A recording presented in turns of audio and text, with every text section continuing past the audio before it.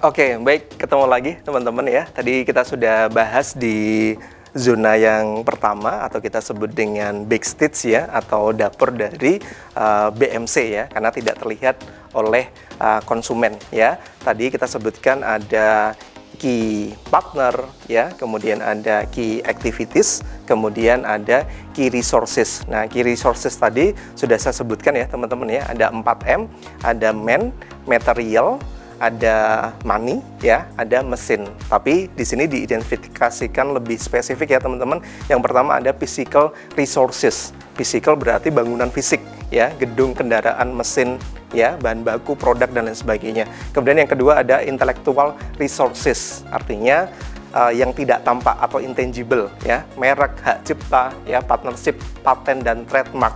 Dan kemudian kita sebut ada juga human resources atau orang yang melakukan kegiatan perusahaan atau sumber daya manusia. Dan yang keempat adalah financial resources, yaitu tentang keuangan, saldo tunai, dana kredit dan lain sebagainya. Nah, saya ingin membahas tentang human research ya teman-teman ya. Human research ini sangat penting sekali karena ada pergeseran dari good dominant logic menuju ke services dominant logic. Karena kalau kita melihat marketing mix pada sekarang ini ada perkembangan dari 4P menjadi 7P ya. Dari 4P menjadi 7P. Nah, 7P di sini sebenarnya ada tambahan 3P-nya teman-teman ya. Yang pertama ada people, yang kedua ada physical evidence, dan yang terakhir itu adalah proses. Nah, makanya people dan proses ini menjadi suatu kesatuan yang memiliki makna adalah co-creation value. Nah, makanya di dalam bisnis model Canvas kita harus bisa mengidentifikasi human resource yang kita miliki. Oke, baik, kita lanjut lagi. Kita masuk ke value proportion ya teman-teman ya. Nah, value proportion itu adalah yang menjadi daya beda, diferensiasi, apakah dari kuantitasnya ataupun dari kualitasnya teman-teman. Nah, value ini biasanya yang menarik di mata konsumen. Nah, makanya teman-teman mencoba untuk menghadirkan sesuatu keunikan ya yang berbeda dengan produk kompetitor yang lainnya. Oke, kita lanjut. Kita masuk ke dalam customer segment, teman-teman. Nah, customer segment ini berhubungan dengan marketing ya, teman-teman ya. Karena berhubungan dengan konsumen secara langsung, paling tidak kita bisa memahami marketing secara singkat ya.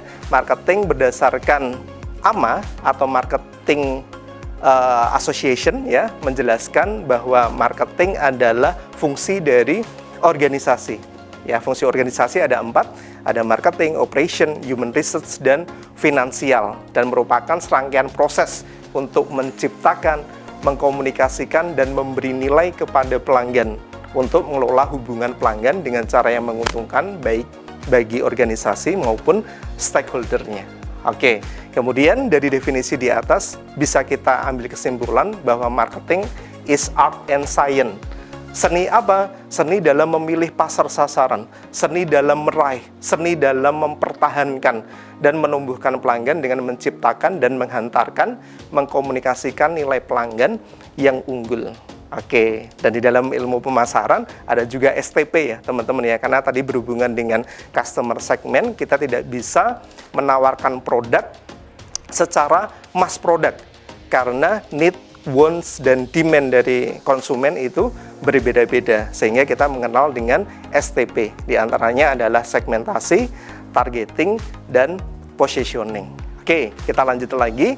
Yang seterusnya adalah customer relationship atau hubungan dengan konsumen, teman-teman. Nah, di sini bukan hanya sekedar menjual produk saja, tapi yang diinginkan adalah hubungan jangka panjang dengan konsumen. Ya, bisa berbagai cara ya. Biasanya kita menggunakan member loyalitas ya, atau katakanlah kita memberikan apresiasi kepada pelanggan yang katakanlah reuse atau repurchase produk kita atau sudah menjadi pelanggan kita dalam waktu yang lama. Di sini bisa memberikan suatu penilaian bahwa hubungan dengan pelanggan itu sangat penting ya, ketimbang hanya sekedar selling saja, karena ilmu marketing begitu kompleks. Ya, kita lanjutkan lagi. Yang ketujuh adalah channel ya. Channel di sini adalah media ya. Media bagaimana kita mendistribusikan produk atau promote produknya, apakah menggunakan media sosial, ya, menggunakan website, atau juga kita bisa menggunakan physical store, ya, bisa menggunakan physical store atau virtual sales, ya, atau hybrid sale, bisa menggunakan physical store ataupun menggunakan e-commerce, ya, itu ya teman-teman ya. Nah, kesemuanya baik front stage dan back stage itu di mix sedemikian rupa, ya, dipadu padankan sedemikian rupa antara apa yang kita kelola di belakang layar di backstage dan apa yang kita tawarkan di front stage, sehingga akan menghasilkan sebuah profit. Nah, yang terakhir ini adalah cost structure yang di bawah ya teman-teman ya, yang nanti kita lihat di BMC tadi itu ada cost structure dan revenue stream. Nah, cost structure itu adalah semua biaya. Kita harus mengidentifikasi baik harga variabel, ya, biaya-biaya variabel, kemudian ada fixed cost dan lain sebagainya. Kemudian yang terakhir itu adalah revenue stream. Jadi pendapatan yang kita dapatkan apakah dari core product ataupun dari iklan ataupun dari delivery service. Nah, demikian teman-teman mahasiswa pemaparan dari saya mengenai bisnis model Canvas yang bisa teman-teman terapkan dalam perusahaan, baik perusahaan startup, skala yang kecil, ya, atau menengah, sedang, dan UMKM. Terima kasih atas perhatian para pemirsa dan teman-teman mahasiswa sekalian.